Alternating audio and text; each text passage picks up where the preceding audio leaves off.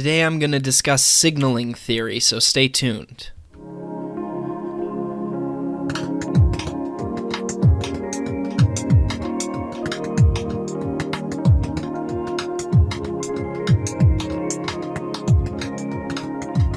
So, signaling theory is sort of an advanced topic in economics, but it's so useful and applies so well to so many real-life circumstances that I find myself just sort of casually dropping it in conversation all the time, and I kind of get in trouble for this because people aren't familiar with the signaling theory.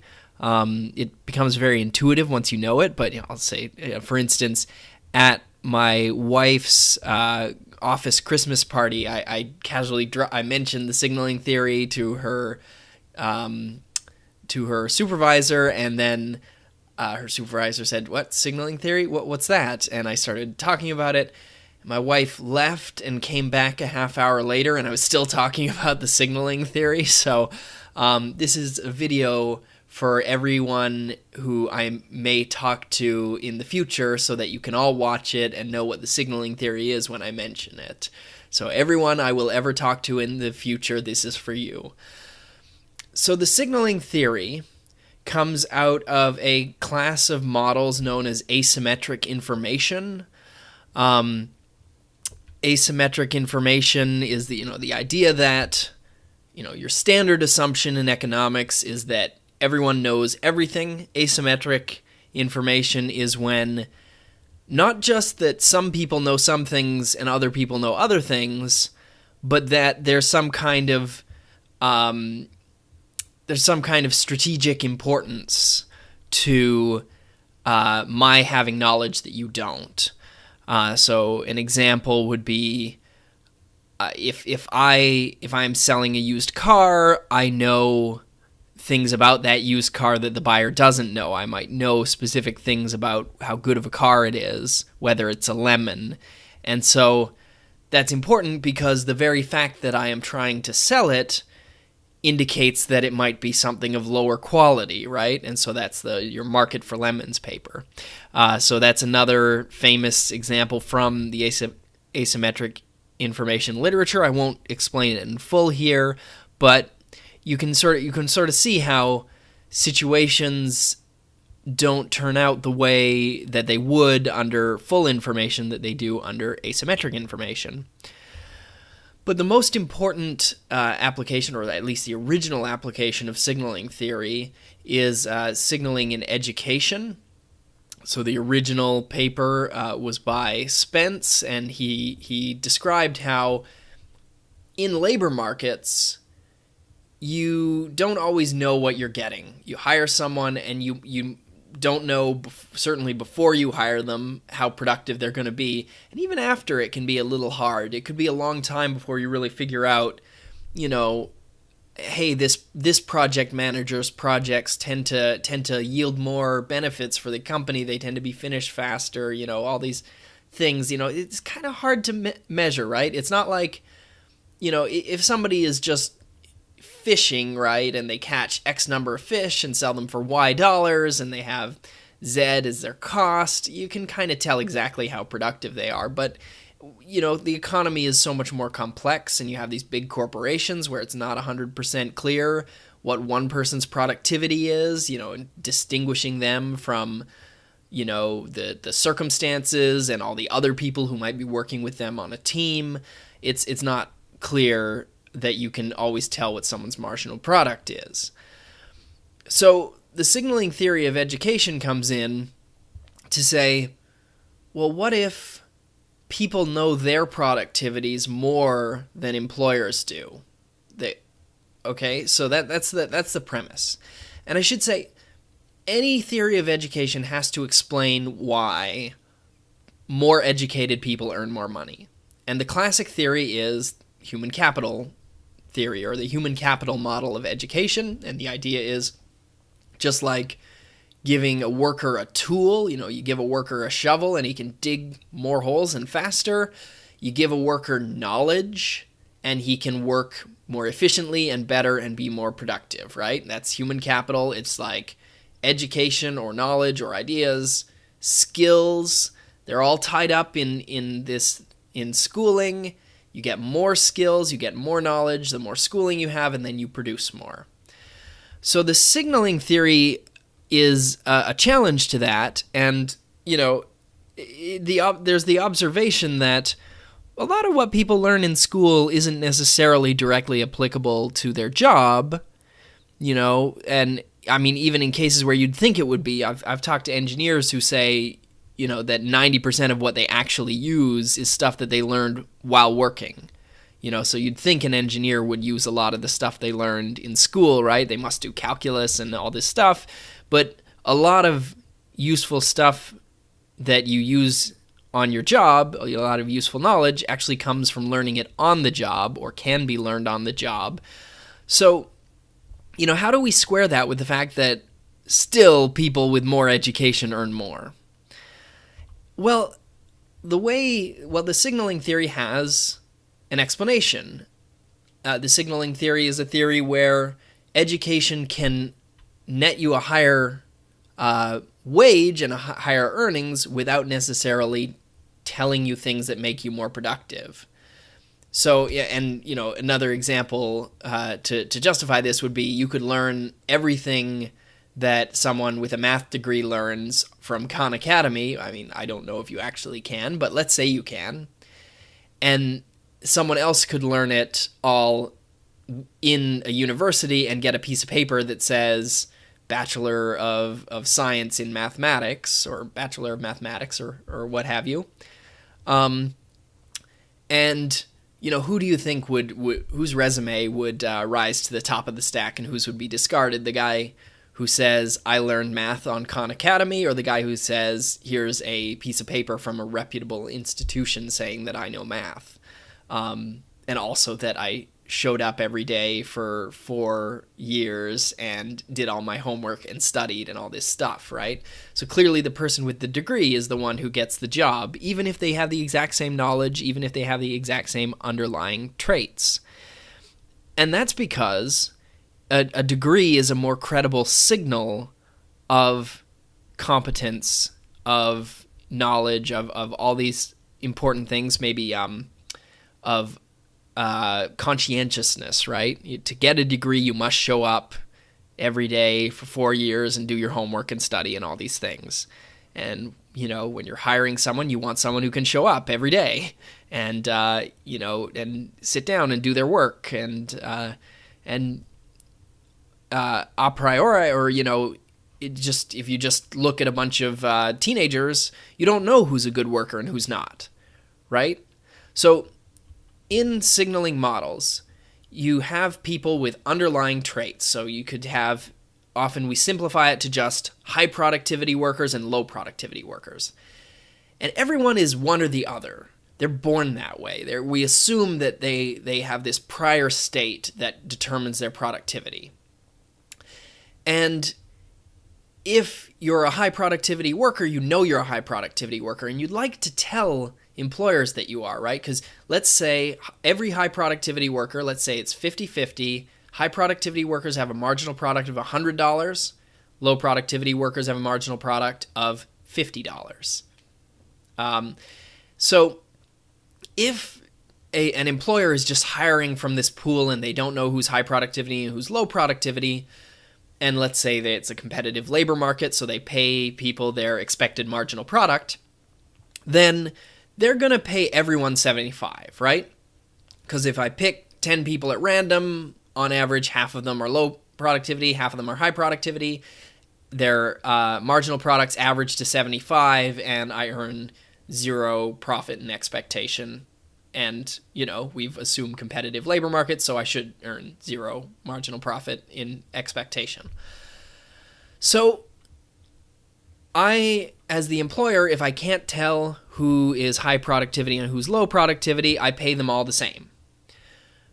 But for a high productivity person, if I could just tell the employer, if I could somehow get the employer to know that I am a high productivity worker, I could earn 100, right? So what if there was something I could do that would separate me from low productivity people and that they would not do, that would not be worthwhile, or that they couldn't do, or that they wouldn't do in order to separate themselves. So let's say there's this thing called education, and a high productivity person has an easier time doing it. So it maybe has a lower cost to a high productivity person. Let's say the cost for a high productivity person is 20, and the cost for a low productivity person is 60. So this might be subjective costs. It might be money costs, but I mean, typically everyone pays the same tuition, but maybe a high-skilled person could get some scholarships. But let's say just the effort cost to a low-skilled person of getting a 4-year degree is $60 in this example. So if we're in what's called a separating equilibrium, the high-skilled person gets the education. It costs them 20. They earn a wage of 100 because now they have signaled that they are a high-skilled person, and employers can look for the degree and know that they are a high-skilled person. Low-skilled people do not get an education, and they get paid 50. A low-skilled person could get an education, but it would cost them 60 in this example in order to pretend to be the high-skilled person and earn 100, which would give them a net payoff of 40, right? So they would have no incentive to get the education, because even though they earn more, it costs them more than the increase in their earnings. So that's an example of a separating equilibrium in which high-skilled people go to university. University offers no value, no social value. It does not make them more productive workers, but it does make them earn more because it separates them from low-skilled workers. So this is kind of an example of a rat race, this idea that my getting ahead just makes someone else fall behind. And so the signaling theory, it's kind of a perverse idea that education is just this social bad, essentially, and people are just using it for their own personal gain at the expense of others. Now, you don't have to 100% believe in it. You could believe partly that they gain skills and partly that they signal. But it's pretty clear that there's a lot of signaling going on in education. For instance, my example about Khan Academy, why not learn everything through Khan Academy? Or better yet, you can just walk into university classrooms. If I'm teaching a tutorial and there's another face there that I don't recognize, I'm not going to call the person out and check their student ID and kick them out if they're not on the course register. In fact, when I was a student, I sat in on classes that I was not a part of. I audited classes, and you can do that, and you could do an entire degree without registering for a single course. Maybe it depends on the field if they have labs or something where they actually don't let you in or something. And of course, you won't get grading on your assignments and stuff like that.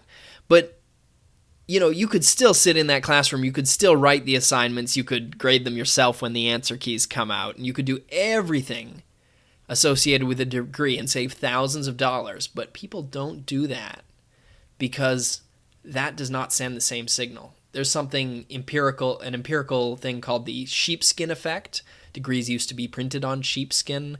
And so if you look at years of education against earnings, if somebody had, say got 3 years into a degree and then stopped, they would get a significantly lower payoff than someone who finished the whole degree, right? So there's, you're increasing your earnings as you get more education, and then there's a sharp jump up when you get the degree itself, the piece of paper that says, I finished this, right? And that's pretty hard to say that is consistent with human capital, a sharp break at the point where you finish your degree. In fact, it is very consistent with the signaling theory because you get the degree and that's what sends the signal of competence, of intelligence, of conscientiousness. There's another element to these models and I've talked about separating equilibriums, but then there are also pooling equilibria. So separating equilibrium is what I've described. High-skilled people separate themselves from low-skilled people by doing the costly signal, and low-skilled people separate themselves from high-skilled people by not doing it. And so you have this group, they're different, and the separating equilibrium is where you are able to tell them apart on the basis of their signals. But there's also a pooling equilibrium. So what if in my example, let's go back 50-50, high-skilled workers, low-skilled workers. High-skilled workers have a marginal product of 100, low-skilled workers have a marginal product of 50. But let's say that the cost of education is 10 for the high-skilled worker and 20 for the low-skilled worker. So in that case, you can see you can't have a separating equilibrium, right? If all the high-skilled workers were getting education and all the low-skilled workers weren't, then a low-skilled worker could spend 20 to get the education, then they'd have the education, and then they'd earn 50 more, right? They'd earn 100 instead of 50, and so their 20 investment of 20 nets them a net gain of 30, right? So can't separate with those costs. But you can pool. So what if everyone went to school, everyone earned 75, but if you're the one person who didn't go to school, you earn 50, right? Because you'd be assumed, out of equilibrium to be a low-skilled type, right? And in that case, it's even more perverse, these pooling equilibriums, because the signal's not even distinguishing between different people. What it's doing is saying, in the absence of this signal, you'd definitely be the bad thing, right? But everyone gets the signal. It doesn't convey, any more equilibrium than a world without, it doesn't convey any more knowledge or information than a world without the signal. But it does counterfactually convey that, while you can't be sure if someone is high type or low type, if they didn't signal, you could be sure they were low type. And so everyone signals and they pool, and it's just a pure cost to society, to everyone, and no one gains. So the thing with signals is that the more you believe in the signaling theory as applies to education, the less you should believe in education as like a social good, right? And so if the government came along and said, hey, we are going to subsidize education so more people should get educations, you should say, well, I mean, that just makes signals more, that's just signaling, right? Now everyone's signaling more. It doesn't make our society better off. In fact, it's costly, and so it makes us worse off. But if, you have a young friend and they're asking you, hey, what should I do with my life? Should I go to school? You still got to say yes, because even though there's not a social benefit to going to school, there's still a private benefit. If your young friend, is graduating high school and you say, oh, education's all signaling, don't go for it, they're not going to have the signal. They're not going to have good labor market outcomes. They're not going to get a good job. And so it's going to be bad for them personally to deviate. And I said at the start that signaling comes up in all sorts of contexts. Education is like the classic one. But, let's say romance. So if you've read any like medieval literature, often it'll involve, a knight and he has this sort of courtly love affair with a woman, and he tells her he loves her, and then he goes on a quest. A difficult and arduous quest. He does some terrible, difficult things, slaying a dragon or what have you, to prove his love. What does slaying a dragon or going on a quest have to do with love? Well, it's costly. And someone who truly loves you gets a higher benefit from being with you, from showing that they truly love you, than someone who doesn't truly love you and just is interested in money or sex or whatever. And so if the cost of going on a quest is higher than the benefit of falsely establishing that you are in love with someone, and it's lower than the benefit of truthfully establishing that you're in love with someone, then it can be a credible signal, and it can create a separating equilibrium where all true lovers go on quests, no true lovers go on quests, or I'm sorry, no untrue lovers go on quests, so no false charlatan, knaves or whatever go on quests, and a quest is a credible signal of love. I'm sure you can think of a million examples if you just sort of look for it. You see people signaling all over. For instance, and I shouldn't get into too many examples because this video will go on for hours and hours, but if you say you wanted to establish that you are a kind and moral person and you care about animals, well, you could just say that you care about animals, but that's not a credible signal. But going on a vegan diet, it's very costly, it's difficult, you have to cut all sorts of things out of your diet, a lot of things, a lot of foods that taste really good, a lot of foods that are really healthy even are not vegan, so you have to undergo this really difficult thing to go on a vegan diet, and that's a credible signal that you care about animals, which is something that people want to signal because, of course, we like people who care about animals. And you'll see sometimes when, like, if say they invented lab-grown meat, and so you could be a vegan and still eat meat and maybe lab-grown eggs and milk and all these things, then it would no longer be a credible signal. Like, everyone would just be vegan because you still eat hamburgers, right? And so. It's the fact that it's costly that allows us to enter this separating equilibrium where some people genuinely show their concern for animals while others don't. And sometimes you see people kind of have weird responses to lab-grown meat where they say, hey, why doesn't everyone just not eat meat? I wouldn't eat lab-grown meat. That's that's still wrong for reasons. And that's an example of someone being maybe a little more tied to their signal, and not thinking about the actual outcomes that they profess to want to enact or happen in the world. So there's another example. So education, courtly love, and veganism. What do they all have in common? Signaling.